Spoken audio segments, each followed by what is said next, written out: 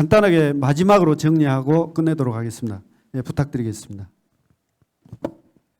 예, 이렇게 참 무거운 주제인데요. 이게 아까 몇 분이 말씀하신 것처럼 그동안의 과정에 대한 좀 냉정한 평가, 아까 이재희 선생님 이야기하신 것처럼 이게 어제 오늘 시작된 게 저도 생각해 보니까 아주 오래된 계속 반복되었던 일이기 때문에 이걸 덮어두고 가면 아마 더 심각해질 것 같다 이런 걱정이 들어서 그냥 아예 드러내고 서로가 그러니까 솔직하게 서로 이야기를 하는 공론의 장이 만들어지는 게 광주 사회에서 좋을 것 같다는 생각이 들었고요. 그 다음에 가능하면은 어쨌든 이 광주 지역 밖의 사람들을 많이 끌어와 가지고 이런 토론의 장에 끌어왔으면 좋겠습니다. 그러니까 영남 쪽 사람들이나 서울 충청도 사람 쪽에서 계속 와서 이걸 같이 이야기하는 그런 공론의 자리를 좀 마련하면 더 좋을 것 같다. 이게 논의를 모아나가는 게 더 좋을 것 같다는 생각이 들고,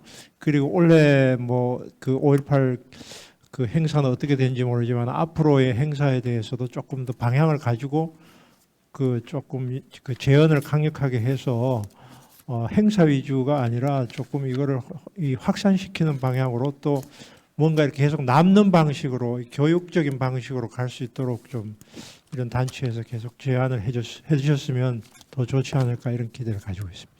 예, 고맙습니다. 예, 노영기 선생님 부탁드리겠습니다. 워낙에 무거운 주제고 많은 이야기들이 나왔고, 근데 어쨌든 계속 많은 분들이 말씀을 하셨듯이 좀 이제는 과거의 잘못들을 좀 되돌이켜보고 그것에 대해서 이제 첫째는 저는 지역사회, 특히나 이제 젊은 세대들과 소통이 좀 부족하지 않았는가. 그건 뭐 저도 마찬가지일 것 같고, 소통을 할 수 있는 것들을 좀 찾아 나가야 되지 않을까. 그게 이제 무엇이 될지, 행사가 될지 아니면 다른 방식이 될지는 좀 더 고민이 필요하긴 하는데, 어쨌든 간에 좀 더 일단은 지역사회 내부에서도 좀 소통이 필요할 것 같고, 저도 김동추 선생님 말씀대로 여기에 머무르면 안 된다라는 생각이 듭니다. 그렇게 돼버리면 또다시 80년 5.18 때 광주하고 똑같은 상황이 벌어지고 광주만 고립되어 버리고 그때 사람들은 어떻게든 이제 광주 밖으로 나가서 광주의 상황들을 알려내면서 한국 사회의 민주주의를 지켜내려고 했던 것들, 그것들을 이제는 이제 이 시대에 맞춰 가지고 조금 더 다양한 방식으로 다른 지역과 함께 할 수 있는 5.18 그런 행사라든지 그러한 기획들이 좀 필요하지 않을까 이상입니다. 예, 고맙습니다. 예, 이재희 선생님. 저는 첫 번째로 이 문제가 어디서 시작이 됐다고 생각하냐면 5.18 당사자 단체로부터 지금 시작이 되고 있다고 생각을 하고 있습니다. 그래서 이 문제의 근원인 5.18 당사자 단체에 대한 민주화가 핵심이라고 생각을 하고 있습니다. 이 부분에 대해서 시민사회가 대책을 갖지 못하고 다른 이야기만 하고 있으면 계속 이야기는 겉돌 수밖에 없다. 이런 생각을 가지고 있습니다. 그래서 그 문제에 대해서 근본적으로 좀 더 다른 모임에서 진지하게 어떤 식으로 5.18 단체들의 민주화, 그 내부 민주화를 만들어낼 것인가가 사실은 고민의 핵심이라고 생각이 됩니다. 그것이 이 모든 문제를 지금 촉발시키고 있다는 생각이 들거든요. 제 생각으로는. 그래서 이 문제를 좀 더 다음 기회에 한번 더 본격적으로 논의를 해봤으면 좋겠다 싶은 생각이 들고, 그다음에 이제 두 번째로는 여기서 다 모든 사람들이 다 이야기를 하고 있습니다만은 행사 위주의 5.18 이거 정말 근본적으로 개선이 돼야 한다고 생각이 됩니다. 거기에 쏟아붓는 돈이 굉장히 많죠. 그런데 앞으로는 컨텐츠를 만들어내는데 돈이 더 들어가야 하고, 그 다음에 교육을 하는데, 체계적으로 교육을 하는데 돈이 더 많이 들어가야 한다고 생각이 듭니다. 이건 저는 상당히 오래전부터 박근혜 정부 때 하도 왜곡이 심해서 그때부터 이제 본격적으로 이 5.18 문제의 왜곡 대책들을 논의를 하면서 가장 근본적인 문제 중에 하나가 이 문제인 것 같아요. 보니까 몇십억을 쓰고 있습니다. 지금 광주에서 이 5.18 행사에. 근데 이런 식으로 돈을 집행하는 것이 정말 올바른 것인가? 정말 내가 봤을 때 필요하다고 생각된 데에는 돈이 거의 안 가고 있더라고요. 그래서 이건 정말 큰일이구나. 근본적으로 이런 문제들에 대해서도 관심을 갖고 시민사회가 대책을 같이 강구를 해야 한다고 봅니다. 이건 5.18 단체한테만 맡겨놓을 문제는 아니라고 생각이 돼요. 그다음에 세 번째로는 프랑스 혁명의 경우는 200여 년이 지금 지났지만은 끊임없이 세계사에서 재해석이 되고 오늘날 현대의 역사로 어떤 교훈을 끌어오고 있습니다. 그런 것처럼 5.18 역시 새로운 서사를 계속해서 만들어내야 한다고 봅니다.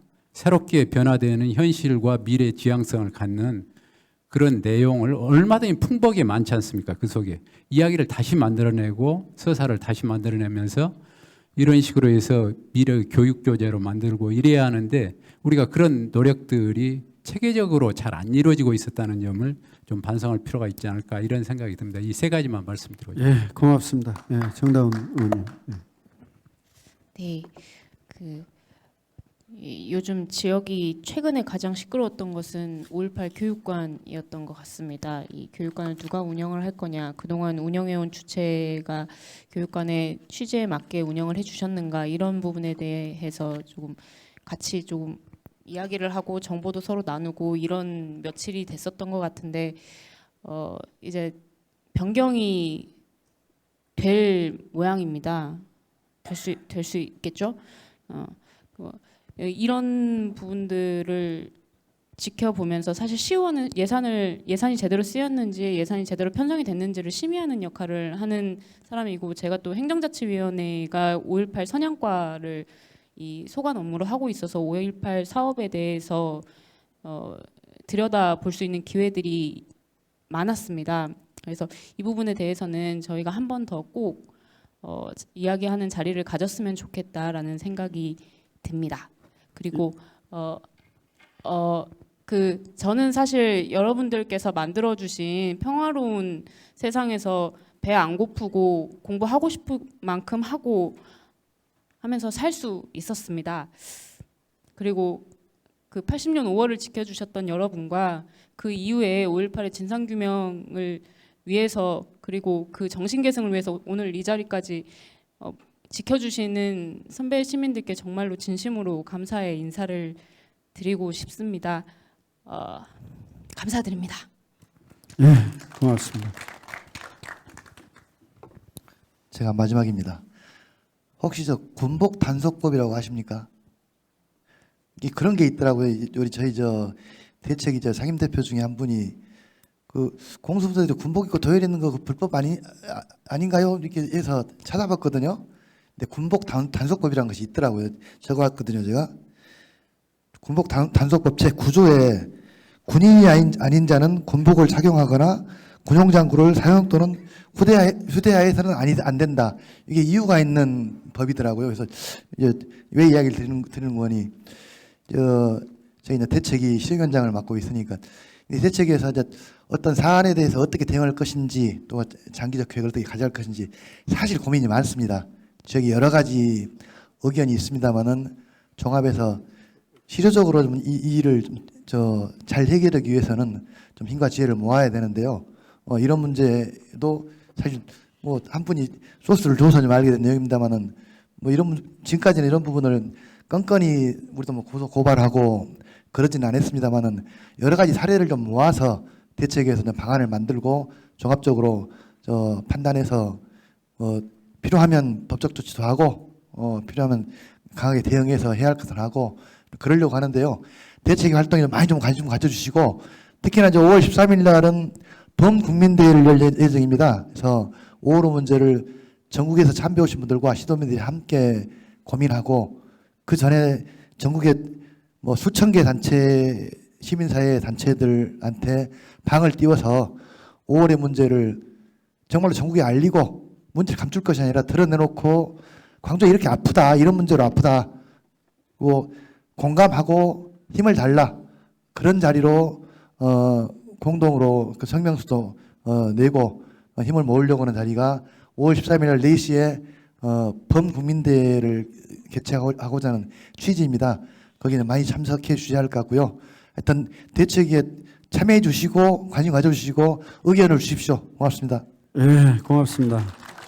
10분이 조금 넘었는데요. 하여튼 오늘 그 한 분도 이석을 안 하시고 또 이 주제가 주제 탓인지라 많은 분들이 끝까지 이렇게 함께해 주신 여러분들께 깊은 감사드립니다. 5.18 역사 왜곡 대응 및 올바른 역사 정의 실현 어떻게 할 것인가? 5.18 역사 왜곡 대응을 위한 역사 정의 실현을 위한 특별 자담회 여러분들의 뜨거운 박수로 마치도록 하겠습니다. 고맙습니다. 수고 많으셨습니다.